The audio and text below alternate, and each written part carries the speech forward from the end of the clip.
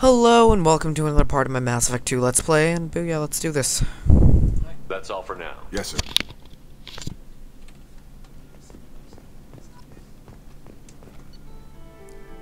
Okay.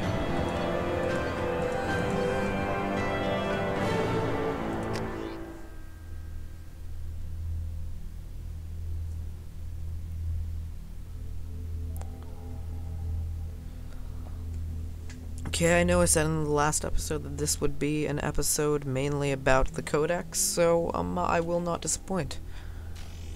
We should be there shortly, Shepard. The elusive man put us under your command. Do you have any orders?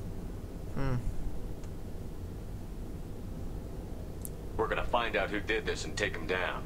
Nothing gets in our way. Am I clear? Perfectly, Commander. Good to have you here, Shepard.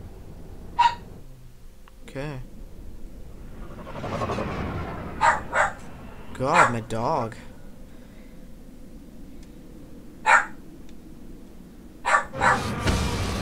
You know, my dog never barks, but she chooses the times that are horrible, like right in the middle of my commentaries. Ridiculous. God, well, what can I do? You know. Well, I'm gonna look through my shit. If she would shut up, that'd be great. Okay, warp.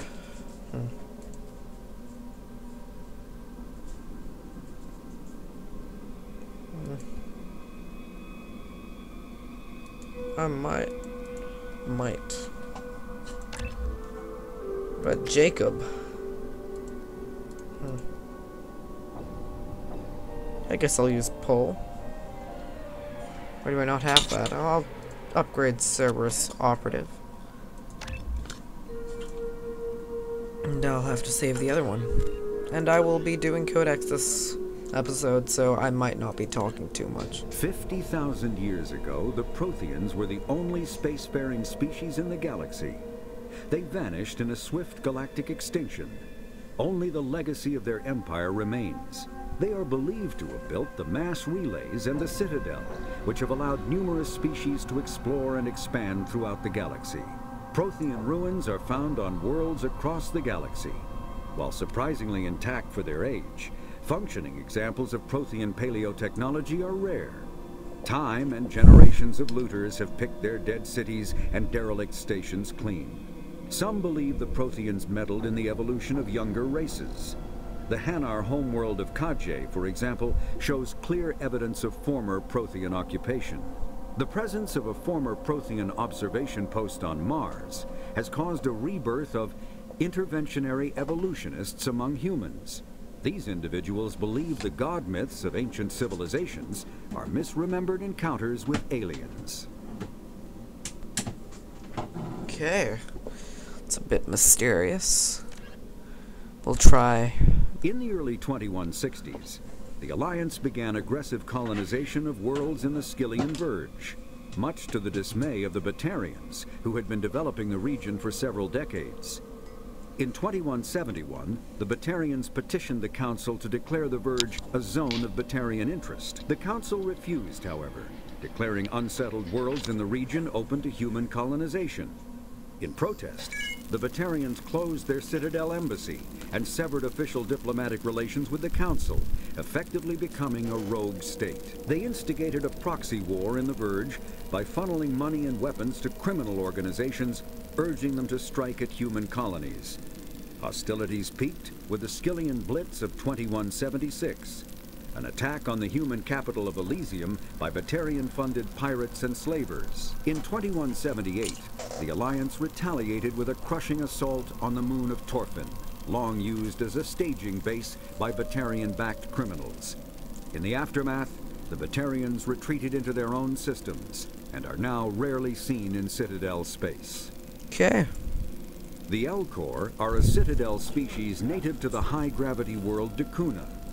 They are massive creatures, standing on four muscular legs for increased stability. I can see. Elcor move slowly, an evolved response to an environment where a fall can be lethal. This has colored their psychology, making them deliberate and conservative. Elcor's speech is ponderous and monotone. Among themselves, scent, slight movements, and sub-vocalized infrasound convey shades of meaning that make a human smile seem as subtle as a fireworks display.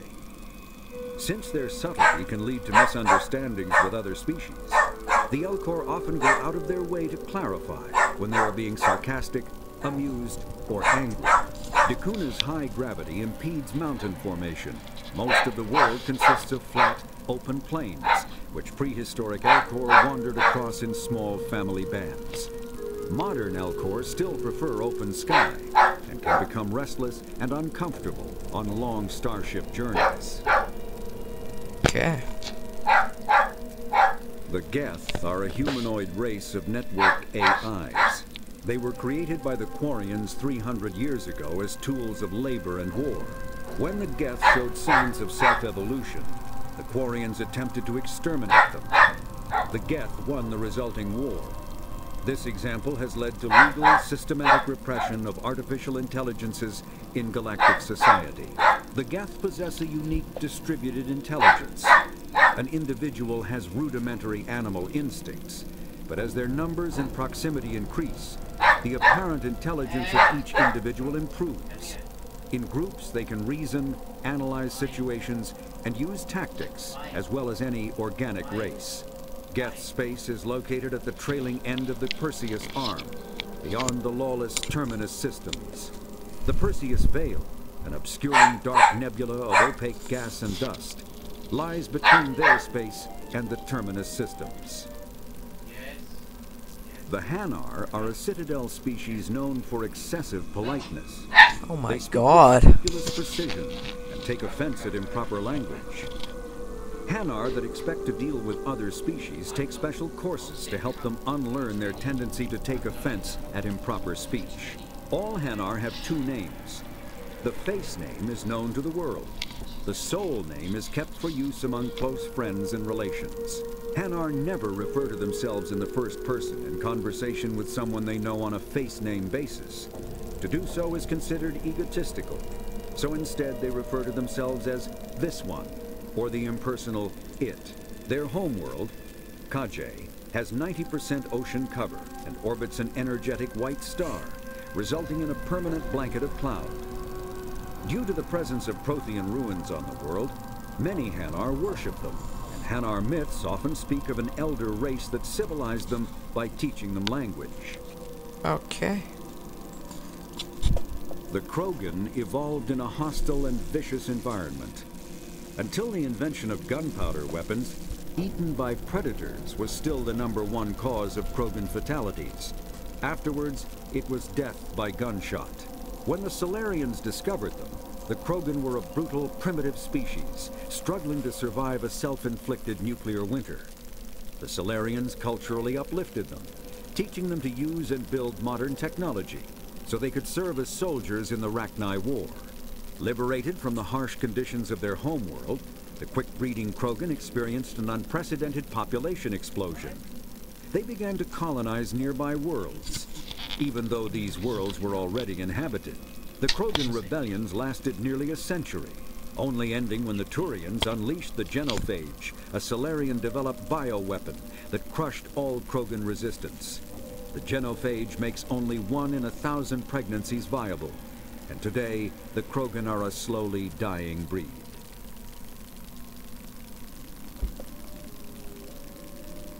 Okay. Driven from their home system by the Geth nearly 3 centuries ago, most Quarians now live aboard the Migrant Fleet, a flotilla of 50,000 vessels ranging in size from passenger shuttles to mobile space stations. Home to 17 million Quarians, the flotilla understandably has scarce resources. Because of this, each Quarian must go on a rite of passage known as the pilgrimage when they come of age.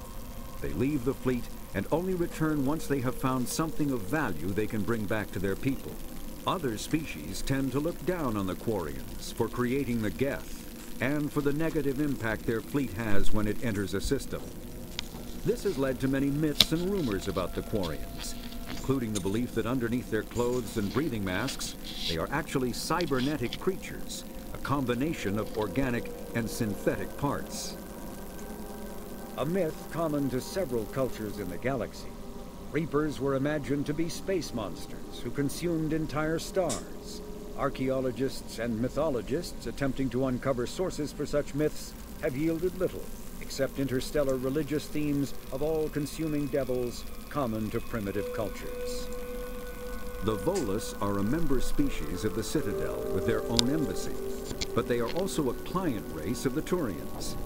Centuries ago, they were voluntarily absorbed into the hierarchy, effectively trading their mercantile prowess for Turian military protection. Erun, their homeworld, lies far beyond the normal life zone of its star. However, the world has a high-pressure greenhouse atmosphere that traps enough heat to support an ammonia-based biochemistry. As a result, the Volus must wear pressure suits and breathers when dealing with other species, as conventional nitrogen-oxygen air mixtures are poisonous to them, and in the low-pressure atmospheres tolerable to most species, their flesh will actually split open. Volus culture is tribal, bartering lands and even people to gain status. This culture of exchange inclines them to economic pursuits. It was the Volus who authored the Unified Banking Act, and they continue to monitor and balance the Citadel economy. Okay, I will do another episode of these later down the line. Oh god. Yeah, later down the line, because oh god, there are a lot of these. So, I will... Well, I guess I will just, leave it off here. And if you like the video, give it a like. If you dislike the video, give it a dislike. And if you really like the video, leave a subscribe.